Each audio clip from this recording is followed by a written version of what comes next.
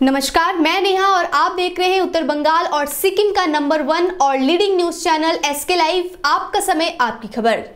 देश के सर्वांगीण विकास के लिए आप सभी अपना बहुमूल्य वोट अवश्य दें। खबरों में विस्तार से बढ़ने से पहले आइए देखते हैं आज के हेडलाइंस। सिलीगुड़ी के कावाखाली में प्रधानमंत्री नरेंद्र मोदी ने किया जनसभा को संबोधित।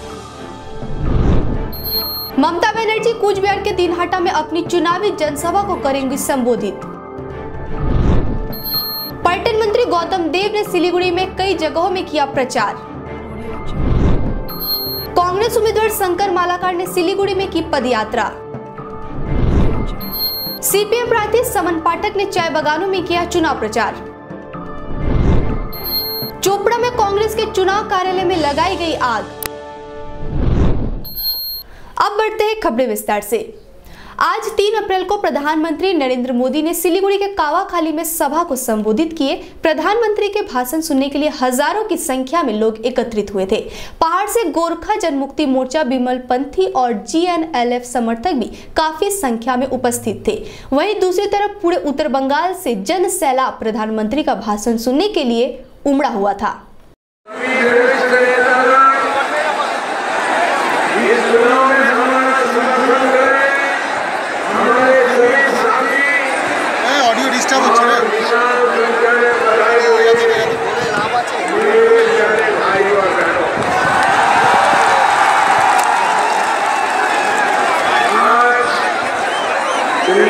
बहुत सारे कैमरा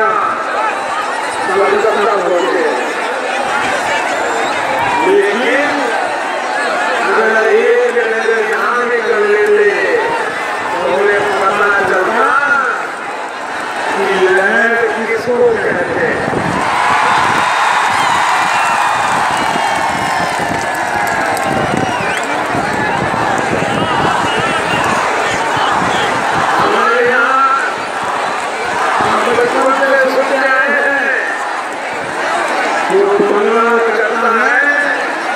पूरा देश उसको गौरव करता है।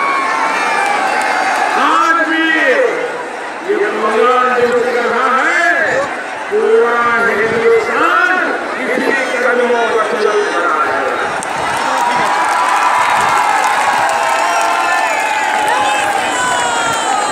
बड़े बड़े पॉलिटिकल पंडित भी, अरे मैं भी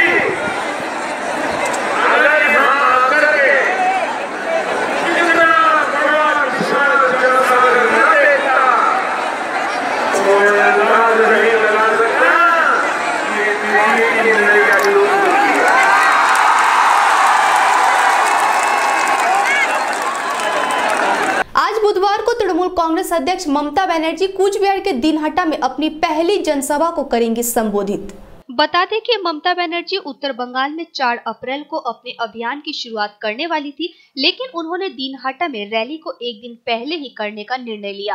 तृणमूल कांग्रेस के कूच बिहार के जिला सचिव रविंद्रनाथ घोष ने कहा, मुख्यमंत्री बुधवार को दोपहर 3 बजे दिनहाटा में रैली को संबोधित करेंगी। घोष ने कहा कि टीएमसी सुप्रीमो के भतीजे और सांसद अभिषेक बनर्जी भी जिले में 2 रैलियों को संबोधित करेंगे। उनकी एक रैली शीतलकुची में और दूसरी तूफानगंज में होगी। दार्जिलिंग संसदीय सीट से खड़े तृणमूल कांग्रेस और गोरखा जनमुक्ति मोर्चा के संयुक्त उम्मीदवार अमर सिंह राय के समर्थन में राज्य के पर्यटन मंत्री गौतम देव ने सिलीगुड़ी में कई जगहों में किया चुनाव प्रचार। दार्जिलिंग संसदीय सीट में इस बार लड़ाई चौमुखी हो गई है। एक तरफ जहां भाजपा ने राजू बिस्ता को अपना उम्मीदवार बनाया है, तो वहीं दूसरी तरफ कांग्रेस के दिग्गज नेता शंकर मालाकार मैदान में है। सीपीएम ने भी राज्यसभा सांसद रह चुके समन पाठक को अपना उम्मीदवार घोषित कर दिया है। यही कारण है कि दार्जिलिंग सीट से लड़ाई काफी कठिन दिख रही है।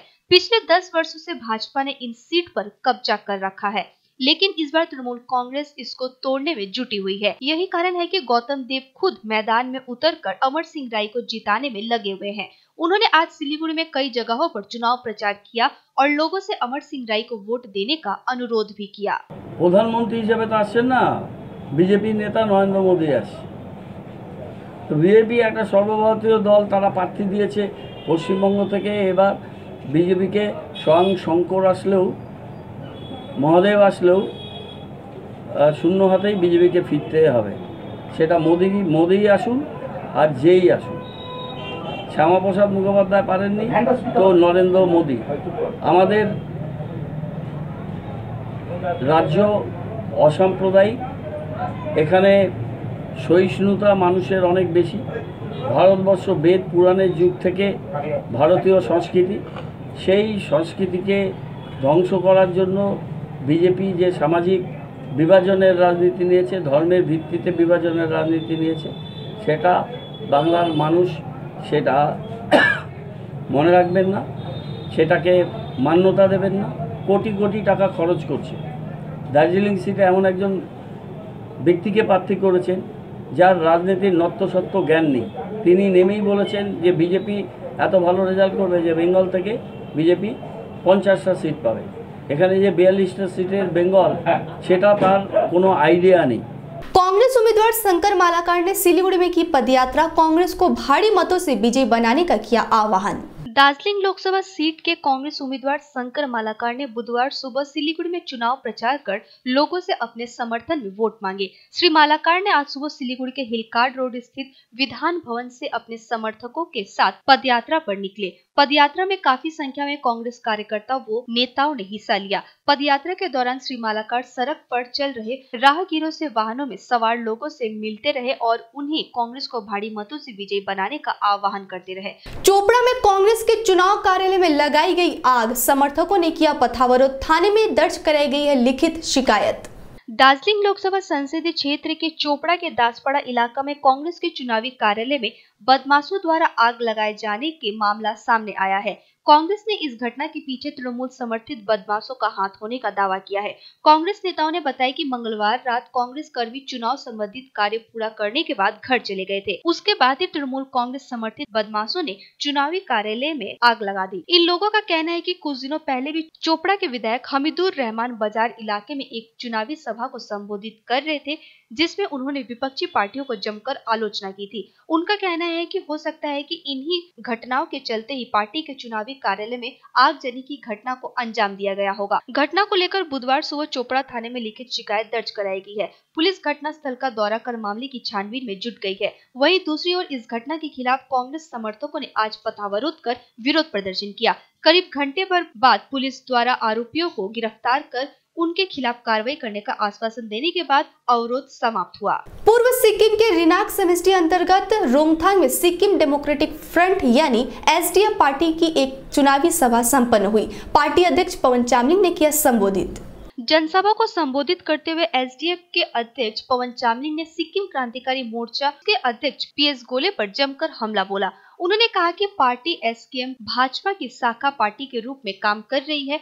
अप्रत्यक्ष रूप से वह पूरी तरीके से भाजपा से जुड़ी हुई है। उन्होंने कहा कि एसकेएम के पास न तो कोई नेता है और न ही कोई नेतृत्व। उन्होंने बताया कि एसडीएफ पार्टी की शीर्ष प्राथमिकता 11 जनजातियों को मान्यता दिलाना है। गैंगटॉक में मंगलवार 2 तारीख को गणगौर बनोड़ा उत्सव बड़े ही धूमधाम से मनाया गया। इस प्रोग्राम में 16 श्रृंगार प्रतियोगिता, गणगौर के गीतों की अंताक्षरी, घूमर और नृत्य नाटिका में गैंगटॉक की महिलाओं ने बढ़ चढ़कर हिस्सा लिया। इस प्रोग्राम का आयोजन नए बाजार के एक हॉल में किया गया। सपना थिरानी, मंजू मर्दा, मनीषा सोमानी, रुचिका सोमानी, ज्योति सोमानी, भावना सारदा, संतोष पेड़ीवाल, रेखा सारदा, इन सभी महिलाओं ने मिलकर रंगारंग कार्यक्रम का आयोजन किया और प्रोग्राम में 4 चांद लगाए। लेते एक छोटा सा ब्रेक, आप बने रहे एसके लाइव के साथ।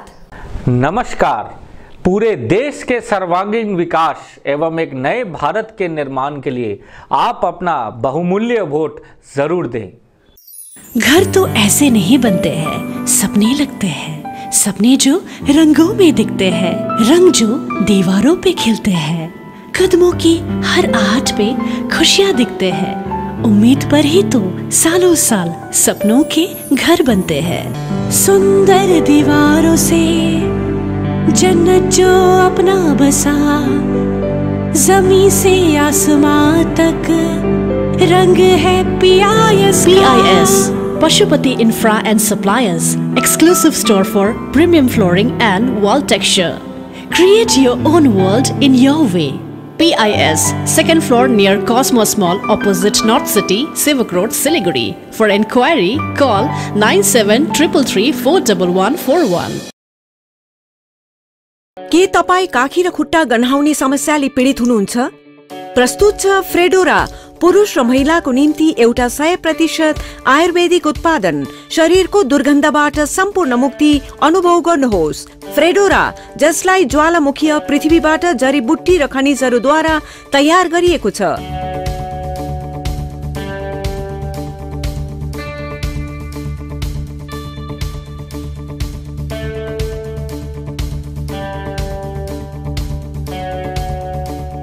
फ्रेडोराले दुर्गन्ध उत्पन्न गर्ने कीटाणुहरूको वृद्धिलाई रोकेर लगातार 24 घण्टाको सुरक्षाको ग्यारेन्टी दिँदछ। दुर्गन्ध मुक्त जीवनको निम्ति हाम्रो 7 दिने मनी ब्याग च्यालेन्ज स्वीकार गर्नुहोस्। फ्रेडोरा अब तपाईको नजिकैको पसलहरूमा उपलब्ध छन्। अझ धेरै जानकारीको निम्ति लगअन गर्नुहोस् fredora.co.in। ब्रेक के बाद खबरें विस्तार से। सीपीएम प्रार्थी समन पाठक ने चाय बागान में किया चुनाव प्रचार, कहा एनआरसी लागू कर नागरिकों को खदेड़ने में जुटी है भाजपा।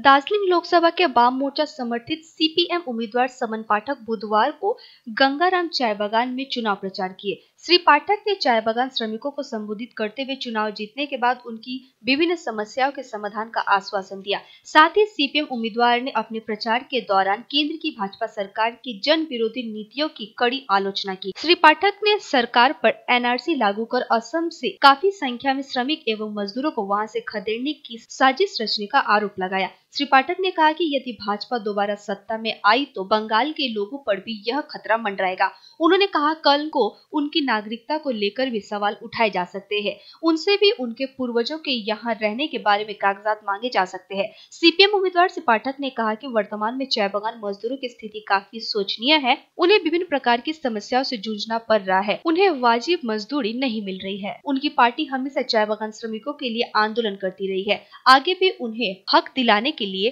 लड़ती रहेगी। इसके साथ ही उन्होंने बागान श्रमिकों से भारी मतों से सीपीएम को जिताने के लिए अपील की। सिक्किम के रानीपुल में सिक्किम क्रांतिकारी मोर्चा की हुई एक चुनावी जनसभा में मोर्चा के अध्यक्ष पीएस गोले ने जमकर बोला पवन चामलिंग पर हमला।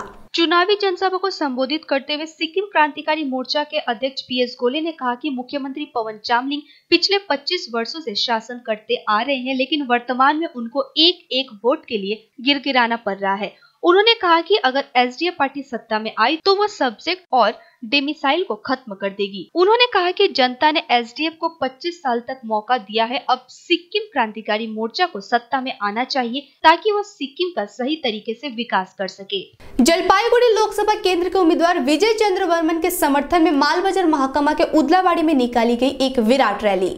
उदलावाड़ी में निकाली गई इस रैली में मंत्री अरूप विश्वास ने भी भाग लिया और करीब 100 मीटर पैदल चले। साथ ही इस रैली में मालबाजार के विधायक ब्लूचिक बड़ाई, ब्लॉक सभापति तमाल घोष, जलपाईगुड़ी जिला परिषद के सभापति दुलाल देवनाथ सहित काफी संख्या में तृणमूल समर्थक उपस्थित थे। इस रैली में काफी संख्या में महिलाओं ने भी भाग लिया और शहर के विभिन्न मार्गों पर परिक्रमा करने के बाद यह रैली समाप्त हुई। लोकसभा चुनाव 2019 के चौथे चरण की अधिसूचना जारी। पश्चिम बंगाल में 8 लोकसभा सीटों पर होगी मतदान। 7 चरणों में होने वाले आम चुनाव के चौथे चरण की अधिसूचना मंगलवार को जारी हो गई। इसमें नामांकन का अंतिम दिन 9 अप्रैल होगा। नाम वापसी की आखिरी तारीख 12 अप्रैल है। मतदान 29 अप्रैल को होगा। इस चरण में 9 राज्यों की 71 लोकसभा सीटों पर उम्मीदवारों का चयन होगा। इस चरण में यूपी की 13 सीटों शाहजहांपुर, खीरी, हरदोई, मिश्रिख, उन्नाव, फर्रुखाबाद, इटावा, कन्नौज, कानपुर, अकबरपुर, जलौनी, झांसी और हमीरपुर पर मतदान होगा। महाराष्ट्र की 17, राजस्थान की 13, पश्चिम बंगाल की 8, मध्य प्रदेश की 6 और ओडिशा की 6 सहित अन्य सीटों पर वोट डाले जाएंगे। 953 किलो पोस्ता की छाल के साथ 5 तस्कर गिरफ्तार, कोलकाता पुलिस ने दी जानकारी। कोलकाता पुलिस के स्पेशल टास्क फोर्स के हाथ पर मादक तस्कर लगे हैं। कोलकाता के काशीपुर थाना क्षेत्र और पोस्ता थाना इलाके में छापेमारी कर 953 किलो प्रतिबंधित मादक पदार्थ पोस्ता की छाल के साथ 5 लोगों को गिरफ्तार किया गया है। इनकी पहचान मिथुन मंडल निवासी वैष्णव नगर मालदा, मुर्शिदाबाद के शमशेरगंज निवासी मुगले सुर्ख शेख और सोट्टो साहा, बिहार के बेगूसराय के मूल निवासी सुलो साव, तथा रामदयाल साव के तौर पर हुई है। इनको मंगलवार रात को गिरफ्तार किया गया था। बुधवार सुबह इस बारे में एसटीएफ के उपायुक्त मुरलीधर शर्मा ने इसकी जानकारी दी है। भारत ने पाकिस्तान से की 10 भारतीय कैदियों की रिहा करने की मांग। ये कैदी काट चुके हैं अपनी सजा। भारत ने पाक से 10 भारतीय कैदियों को तुरंत रिहा करने और वापस भेजने के लिए कहा है। ये कैदी अपना सजा काट चुके हैं, लेकिन आज भी पाक जेल में बंद है। भारत ने पाकिस्तान से एक पत्र के माध्यम से कैदियों की रिहाई की मांग की है। इस बारे में विदेश मंत्रालय ने पाकिस्तानी उच्च आयोग को पत्र भेजा। उन्होंने सजा पूरी होने और राष्ट्रीयता की पुष्टि होने के बावजूद पाकिस्तान की जेल में बंद भारतीय कैदियों को लेकर भारत की ओर से गहरी चिंता जताई। इस दौरान मंत्रालय ने तुरंत कैदियों की रिहाई और उन्हें वापस भेजने की मांग की है। कूच बिहार में खूब बिक रही है विभिन्न राजनीतिक पार्टियों के रंगों से बनी अलग अलग वैरायटी की मिठाइयाँ। लोकसभा चुनाव जैसे जैसे नजदीक आ रहा है, राजनीतिक पार्टियों की सरगर्मी तेज होती जा रही है। दूसरी तरफ लोकसभा चुनाव को भुनाने में व्यवसायी भी पीछे नहीं है। बाजार में जहां मोदी का कुर्ता और ममता बनर्जी की साड़ियां बिक रही है, तो वहीं राजनीतिक पार्टियों की टोपियां और झंडा बैनर खूब दिख रहे हैं। इसी कड़ी में मिठाई वालों ने भी राजनीतिक पार्टियों की रंगों में मिठाइयों को बनाना शुरू कर दिया है। कूच बिहार के सिल्वर जुबली रोड में तृणमूल कांग्रेस, भाजपा, माकपा सहित अन्य राजनीतिक पार्टियों की प्रतीक चिन्हों से बनी मिठाइयाँ बिक रही है। ये मिठाइयाँ काफी संख्या में लोगों के द्वारा खरीदी भी जा रही है। अब तक के लिए इतना ही। आगे खबरों के लिए बने रहे SK लाइव के साथ। आपका समय, आपकी खबर। धन्यवाद।